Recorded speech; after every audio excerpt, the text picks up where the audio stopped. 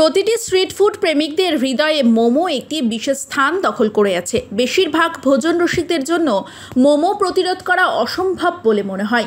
মোমোর প্রতি এই অতুলনীয় ভালোবাসা এটিকে সব ধরনের খাবারের পরীক্ষা নিরীক্ষার জন্য প্রিয় করে তুলেছে। ভাইরাল মোমো বার্গারের পরে মোমো তৈরির আরেকটি স্টাইল ইন্টারনেটে ট্রেন্ড হয়েছে ফায়ার মোমোজ। একজন ইনস্টাগ্রাম ফুড ব্লগার জয়পুরের একজন মোমো বিক্রেতার একটি ভিডিও শেয়ার করেছেন, যিনি অনন্য রেসিপি তৈরি করেন। ভাইরাল হওয়া ভিডিওটি 1 মিলিয়নেরও বেশি ভিউ পেয়েছে।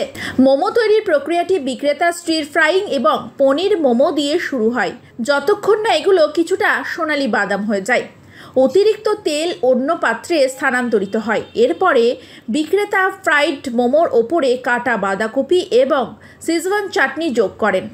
সম্প্রতি উৎপাদন মিশ্রিত করার আগে বিক্রেতা অবশিষ্ট তেলে কিছু ভিনিগার যোগ করে তার স্টাইলে ছাদে আগুন জ্বলিয়ে দেয়।